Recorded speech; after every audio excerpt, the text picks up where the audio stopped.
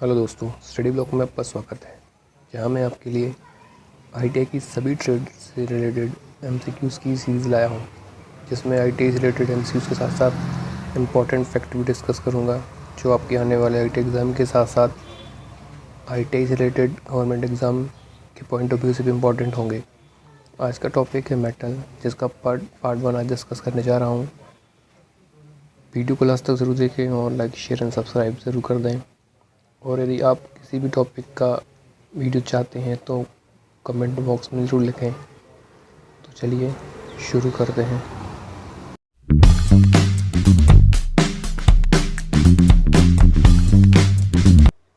आज का पहला क्वेश्चन है, धातु का वह गुण जो उसे खींचे जाने पर तनाव में टूटने से रोकता है। जिसका सही आंसर होगा डक्टिलिटी। तो इस प्रकार डक्टिलिटी किसी भी धातु की एक ऐसी मैकेनिकल प्रॉपर्टी है जो उसे खींचे जाने पर टूटती नहीं बल्कि तार में परिवर्तित कर देती है। ठीक है, जैसा कि मैंने बताया था कि ऑब्जेक्ट के साथ साथ संबंधित इम्पोर्टेंट फैक्ट भी डिस्कस करूँगा, जिससे अन्य ऑब्जेक्ट बनने की संभावना रहती है। तो बात करते हैं डक्टिलिटी की। तो सोना, आपने सोना या गोल्ड का नाम तो सुना ही होगा। सबसे ज़्यादा डक्टाइल पदार्थ सोना होता है। अब आप सोच रहे होंगे सोना कैसे डक्टाइल पदार्थ होता है। वो लगभग 28.35 ग्राम, कितना बोला मैंने, 28.35 ग्राम से लगभग 80 किलोमीटर तक वायर बनाया जा सकता है।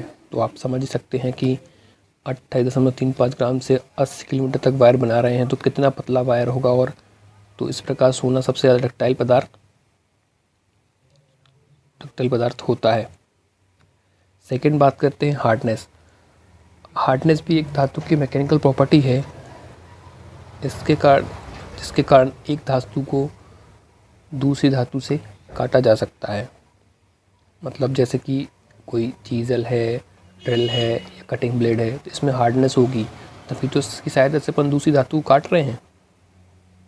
ठीक है, और साथ ही साथ एक सुना होगा आपने हीरा। हीरा जो होता है सबसे ज़्यादा कठोर पदार्थ होता है। ध्यान से सुनिएगा, मैंने क्या बोला, हीरा सबसे ज़्यादा कठोर पदार्थ होता है, ना कि धातु। क्योंकि हीरा जो है वो क्या है, अधातु। तो यदि क्वेश्चन में पूछा जाए कि सबसे ज़्यादा कठोर पदार्थ है तो आप क्या लगाओगे, हीरा। और यदि सबसे ज़्यादा कठोर अधातु भी पूछा जाए तो भी वो हीरा ही होगा। ठीक है, और यदि धातु पूछा जाए तब आप हीरा नहीं लगाओगे। फिर वो आपके ऑप्शन पर डिपेंड करेगा कि उसमें कौन सा धातु है, इस्पात है या कास्ट आयरन है, ढलवा लोहा, जो कुछ भी है।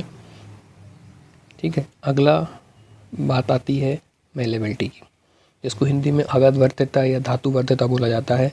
धातु का वह गुण जिसमें धातु को गर्म या ठंडी अवस्था में पीट कर या रोल कर चादरों में बदला जा सके, तो वो प्रॉपर्टी क्या कहलाती है, मेलेबिलिटी या आघात भर्त्यता। ठीक है, अगला है ब्रिटलनेस। ब्रिटलनेस को हिंदी में बोला जाता है भंगुरता। तो धातु का वह गुण जिसमें धातु को यदि अपन हथौड़े या हैमर से पीटें तो वह टुकड़ों में विभक्त हो जाती है, यानी बिखर जाती है। तो वो क्या गुण कौन सा कहलाता है, भंगुरता का गुण कहलाता है। चलिए अब अगले क्वेश्चन पे चलते हैं। अगला क्वेश्चन है, निम्न में से कौन सी विशेषता, सॉरी ये एब्रेशन नहीं है, ये एब्रेशन है, एब्रेशन। निम्न में से कौन सी विशेषता एब्रेशन प्रतिरोध उत्पन्न करती है। ठीक है, तो बाकी अपन जैसे अपन चेक कर लेते हैं ऑब्जेक्ट से मेलेबिलिटी क्या होता है। जैसे मैंने पिछले ऑब्जेक्ट में बताया, मेलेबिलिटी मतलब चादरों में परिवर्तित करना, तो ये इसका आंसर तो हो नहीं सकता। सेकंड सी ऑप्शन क्या है, डक्टिलिटी। डक्टिलिटी क्या था, तार में परिवर्तित करना, तो ये भी इसका आंसर नहीं हो सकता। अब ऑब्जेक्ट दो ऑप्शन बचते हैं, ए और बी, जिसमें एब्रेशन का मतलब होता है कि उसमें स्क्रैच ना आए या खरोंच ना आए। ठीक है, तो इसका आंसर क्या होगा, कठोरता इसका आंसर होगा। अब बच गया कड़पन। जिसको बोलते हैं टफनेस। टफनेस भी एक मैकेनिकल प्रॉपर्टी है जो कि कंपन सहन कर सकती है। क्या? कंपन। तो कड़पन या टफनेस एक धातु पदार्थ की ऐसी प्रॉपर्टी है जो उसमें कंपन सहन कर सके और मोड़ने पे टूटती नहीं है, और जिस भी शेप में मोड़ दो उसी का शेप धारण कर लेती है। जैसा कि आपने देखा होगा वायर, जो इलेक्ट्रिसिटी के लिए वायर होते हैं, उनमें यही प्रॉपर्टी होती है, कंपन में टूटते नहीं और उनको यदि मोड़ दो, लपेट दो, तो उसी शेप में रह जाते हैं, वापस अपने शेप में नहीं आ पाते। अगला क्वेश्चन है, धातु का वह गुण जो उसे खुरचने, घिसने,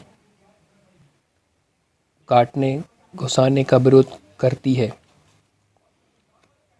फिर से चेक करते हैं इसका आंसर। पहले यदि नहीं आंसर आ रहा है तो वो ऑप्शन हटाइए जो आपको गलत लगता है। तो खुरचने और घिसने, काटने की बात आ रही है, तो इसमें डक्टिलिटी हो ही नहीं सकता। जैसा कि अपन पिछले डिस्कस कर चुके, डक्टिलिटी क्या है? तार बनने की प्रॉपर्टी। फिर क्या है? मेलेबिलिटी। मेलेबिलिटी क्या है? चादर बनाने की प्रॉपर्टी, तो ये भी नहीं हो सकता। और ब्रिटलनेस क्या है? ब्रिटलनेस वो है जिससे हैमर से पीटने पर टुकड़ों में वक्त हो रही है, तो इसका आंसर क्या होगा? हार्डनेस। तो इस प्रकार से यदि आंसर पर नहीं आता तो गलत ऑप्शन हटा के अपन सही आंसर तक पहुंच सकते हैं। अगला क्वेश्चन है, तांबा और पीतल की चादरें होती हैं, तांबा और पीतल की चादरें, तो इसका सही आंसर होगा मेलेबल और डक्टाइल। मेलेबल का क्या होता है? आघात भर देता। चादरें बनती पीतल के और तांबे की बनती हैं, और डक्टाइल तार भी बनते होंगे, तो इसका आंसर क्या हो जाएगा सही से? मेलेबल और डक्टाइल। अगले ऑप्शन की ओर बढ़ते हैं। पांचवा जो है, एक पदार्थ को पीट कर शीट बनाए जाने की क्षमता को कहते हैं। इसका आंसर तो आप बिना ऑप्शन दिए भी दे सकते हैं। शीट बनाने का क्या कहलाता है? मेलेबिलिटी या आघात वर्धता। तो इसका आंसर सही क्या होगा? बी आंसर इसका सही होगा। अगले क्वेश्चन की तरफ बढ़ते हैं। धातु के किस गुण की वजह से उसे बिना तोड़े चादर में लपेटा जा सकता है? तो इसकी बात कर लेते हैं। सबसे पहले ऑप्शन चेक करते हैं, क्या है? तन्यता। तन्यता जैसे मैंने बताया डक्टिलिटी, तार बनाने की क्षमता, बी को भी छोड़ देते। तीसरा देखते टफनेस। टफनेस क्या है? कड़पन, मतलब कंपन से ना टूटे। तो यहाँ तो चादर लपेटने की बात की जा रही है, तो ये भी नहीं हो सकता। और टेनासिटी, एक नई प्रॉपर्टी आई है टेनासिटी। टेनासिटी क्या होता है? धातु का वह गुण है जो उसमें बल लगाने पर खिंचाव को सहन कर ले, टूटे नहीं। क्या? धातु का वह गुण जो उसमें बल लगाने पर सहन कर ले, क्या कर ले? सहन कर ले, टूटे नहीं। तो उसमें कौन सी प्रॉपर्टी होगी? टेनासिटी। तो इस ऑब्जेक्ट का सही आंसर क्या होगा? बढ़ने की योग्यता। जो भी ऑब्जेक्ट मैंने इसमें लिए हुए हैं ये किसी न किसी ईयर में एनसीईआरटी के एग्ज़ाम में आए हुए हैं, तो आने एग्ज़ाम में भी आने की संभावना रहती है। तो अगले क्वेश्चन की तरफ बढ़ते हैं। अगला क्वेश्चन, ढलवा लोहे की तन्यता होती है। तो इसका सही आंसर होगा घटिया, क्योंकि कहीं भी ढलवा लोहे की बात आती है तो ढलवा लोहा कौन सा कैसी प्रॉपर्टी होती है उसमें? भंगुरता की प्रॉपर्टी होती है उसमें।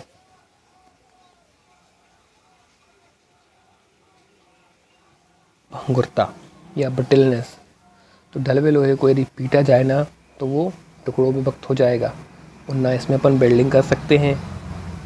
ठीक है, इसको क्या करते हैं, और सांचों में ढाल के जो भी प्रोडक्ट बनाना है उसको अपन बना सकते हैं। तो ढलवे लोहे की तन्यता कैसी होगी? यदि उसमें भंगुरता है तो उसको खींच नहीं सकते अपन, पीटेंगे तो टूट जाएगा।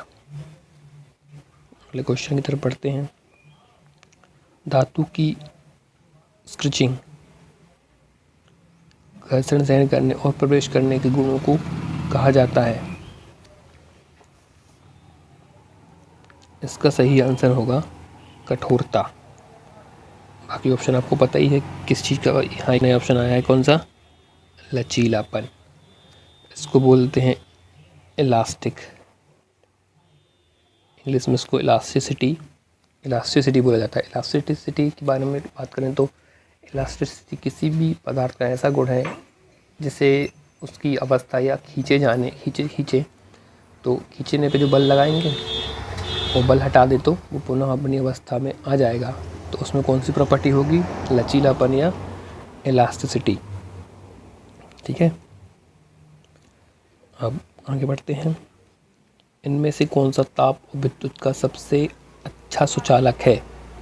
ध्यान रहे क्वेश्चन में पूछा क्या जा रहा है, सबसे अच्छा। ऑप्शन देख लेते हैं, तांबा, लीड, ये लीड इसको लेड भी बोलते हैं, स्टील, एल्युमिनियम। यहाँ पर ताप और विद्युत के सभी सुचालक हैं और उसने पूछा क्या है, सबसे अच्छा सुचालक। तो इसका सही आंसर होगा क्या, तांबा।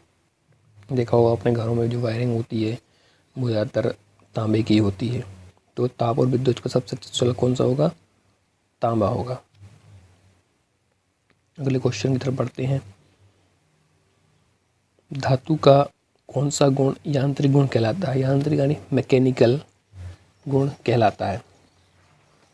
तो पहला का ऑप्शन है विशिष्ट गुरुत्व, दूसरा है द्रवशीलता, तीसरा है प्रवाहक और डी फोर्थ है टेनासिटी। तो इसका सही आंसर होगा टेनासिटी। टेनासिटी के बारे में अभी ऊपर बता चुका हूँ कि टेनासिटी क्या होती है।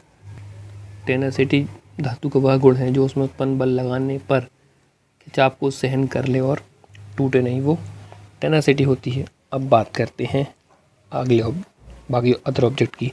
तो विशिष्ट गुरुत्व ये क्या होता है, विशिष्ट गुरुत्व जो होता है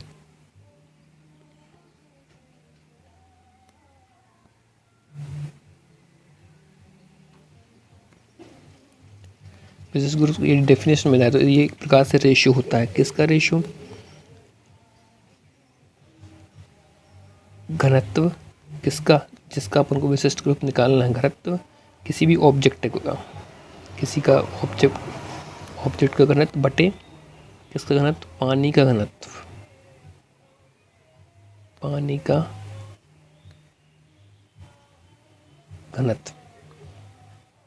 तो इस प्रकार विशिष्ट गुरुत्व क्या है, किसी भी ऑब्जेक्ट का घनत्व बटे पानी का घनत्व। तो ये क्या कहलाता है, रेशो विशिष्ट गुरुत्व कहलाता है।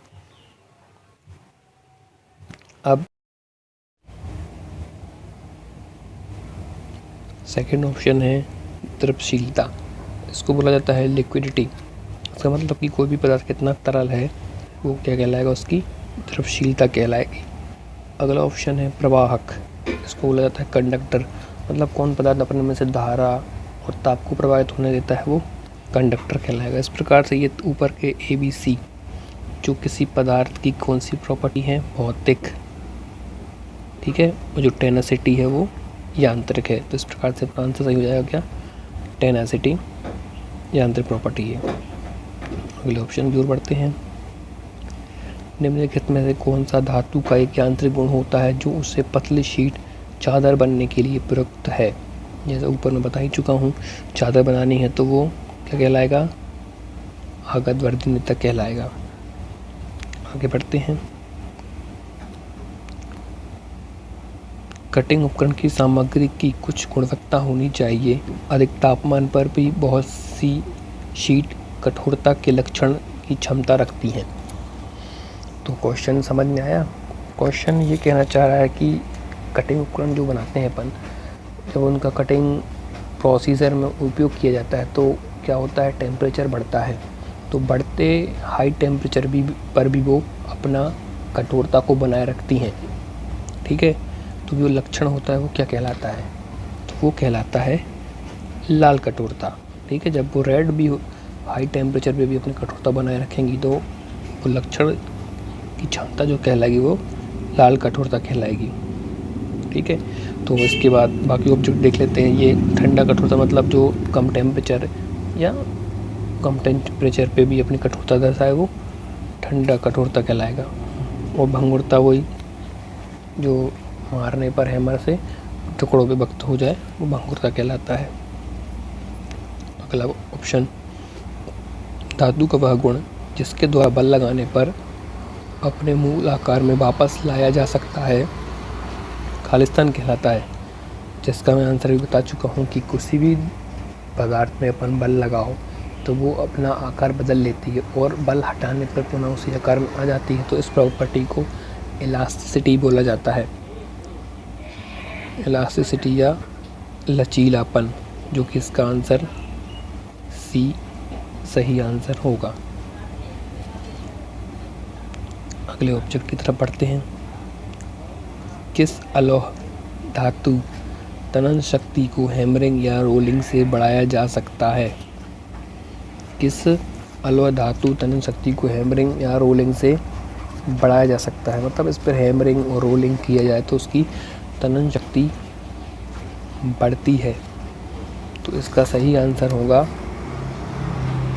तांबा।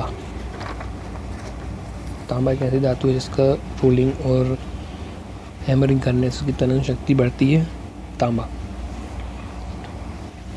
ठीक है। शीशा को लेड भी बोला जाता है, शीशा को क्या बोलते हैं? लेड भी बोलते हैं। TN का सिंबल होता है TN, capital T small n, और ZN का होता है कैपिटल Z और स्मॉल n। ठीक है, चलिए आगे बढ़ते हैं। अगला क्वेश्चन है, टिन का रंग होता है, टिन का रंग खालिस्तान होता है, तो टिन का जो रंग होता है चांदी के समान सफ़ेद होता है। ठीक है। और एक इम्पोर्टेंट बात साथ ही साथ, टिन का जो गलनांक होता है, क्या गलनांक कितना होता है? 232 डिग्री सेल्सियस। टिन का गलनांक कितना होता है? 232 डिग्री सेल्सियस। अब अगले ऑप्शन की ओर बढ़ते हैं। निम्न में से कौन सा नॉन फेरस कटिंग टूल सामग्री है? ठीक है, पहले बात कर लेते हैं नॉन फेरस और फेरस क्या होता है। तो धातु दो प्रकार की होती हैं, एक तो फेरस, एक तो नॉन फेरस। फेरस वो जिसमें धातु और कार्बन उपस्थित हो, जिसमें लोहा और कार्बन उपस्थित होते हैं। और नॉन फेरस वो जिसमें कार्बन और लोहा उपस्थित नहीं होते। तो यहाँ किसकी बात की जा रही है? Non ferrous. तो नॉन फेरस मतलब जिसमें कार्बन नहीं होना चाहिए, उसकी बात करनी है। तो सबसे पहले हाई कार्बन स्टील, इसमें तो कार्बन है ही। हाई स्पीड स्मेल कार्बन है, और टूल स्टील में भी कार्बन, मतलब स्टील है यहाँ, तो स्टील में कार्बन होता ही है। तो इसका आंसर क्या होगा? कार्बाइड। तो कार्बाइड एक ऐसा नॉन फेरस कटिंग टूल है। ठीक है, चलिए आगे बढ़ते हैं। अब अगला ऑप्शन सबसे अधिक डक्टाइल धातु, जैसा कि मैं ऊपर बता ही चुका हूँ, पता ही होगा आपको, सोना है, जिसके लगभग 28.35 ग्राम से कितने किलोमीटर? 80 किलोमीटर तक वायर बना सकते हैं। जो 28.35 ग्राम होता है, वो क्या होता है? 1 औंस के बराबर होता है। 1 औंस बराबर कितना होता है? 28.35 ग्राम। तो ऑब्जेक्ट में ऐसा ही पूछा जा सकता है कि 1 औंस ग्राम से कितने किलोमीटर बना सकते हैं, या ये भी आ सकता है कि 1 औंस बराबर कितने ग्राम होता है। तो 1 औंस बराबर होता है 28.35 ग्राम। तो 1 औंस से कितना किलोमीटर? 80 किलोमीटर लंबा सोने का तार बनाया जा सकता है। अगला क्वेश्चन, लोहे का शुद्धतम रूप होता है? लोहे का शुद्धतम रूप होता है, वैसे इसका आंसर है रॉट आयरन। जानिए रॉट आयरन क्यों? क्योंकि रॉट आयरन जो होता है वो 99.9% शुद्ध लोहा होता है, इसलिए सब लोहे का सबसे शुद्ध रूप कौन सा होगा? Wrought iron. ठीक है। रॉट आयरन को क्या बोला? रॉट आयरन को हिंदी में क्या बोला जाएगा? पिटवा। पिटवा लोहा भी बोला जाता है। सबसे शुद्ध रूप कौन सा होगा? रॉट आयरन या पिटवा लोहा जिसमें 99.9% लोहा होता है और जिसका गलनांक, ये सब आप नोट करते जाएं क्योंकि इससे भी इम्पोर्टेंट ऑब्जेक्टिव बन सकते हैं। गलनांक, तो रॉट आयरन का गलनांक कितना होता है? 1500 डिग्री सेल्सियस। इसका मतलब ये है कि 1500 डिग्री सेल्सियस पे ये अपनी अवस्था परिवर्तित करके लिक्विड अवस्था या तरल हो जाता है। ठीक है, अब अगला है हाई स्पीड स्टील। ये भी एक स्टील का एक प्रकार है जो अपन आगे जाके पढ़ेंगे। और अगला ऑप्शन है पिग आयरन। इसको बोला जाता है कच्चा लोहा। ठीक है, पिग आयरन को बोला जाता है कच्चा लोहा। तो कच्चा लोहा, अब बात आई तो कच्चा लोहा प्राप्त किससे होता है? ब्लास्ट फर्नेस या बात्या भट्टी।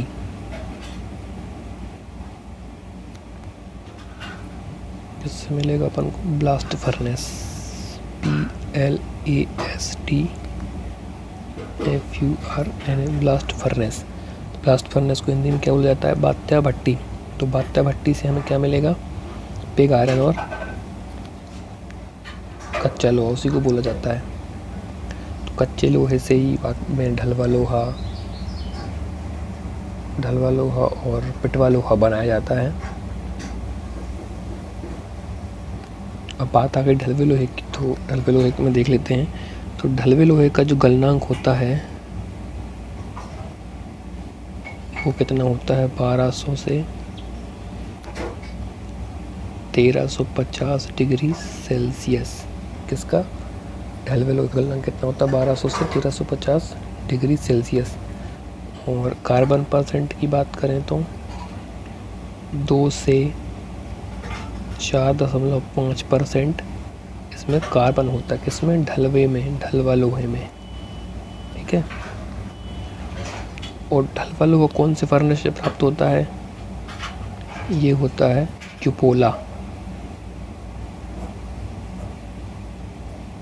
Cupola furnace. इसमें पहले किया गया जाता है, पहले कच्चा लोहा बनाया जाता है। कच्चा लोहा किस फर्नेस से होगा? ब्लास्ट फर्नेस से। तो ब्लास्ट फर्नेस से जो कच्चा लोहा प्राप्त होगा उससे दो प्रकार की, जिसको पीट देते हैं तो उसमें जो अंदर अशुद्धियाँ होती हैं वो भाप के रूप में उड़ जाती हैं, तो वो कौन सा कहलाता है? पिटवा लोहा। और कच्चे लोहे को सांचों में ढाल दिया जाता है, वो क्या कहलाता है? ढलवा लोहा। ढलवे लोहे का शुद्धिकरण किससे किया जाता है? क्यूपोला फर्नेस से। अगला क्वेश्चन है, ब्लास्ट फर्नेस में गलाने से प्राप्त उत्पाद कौन सा है?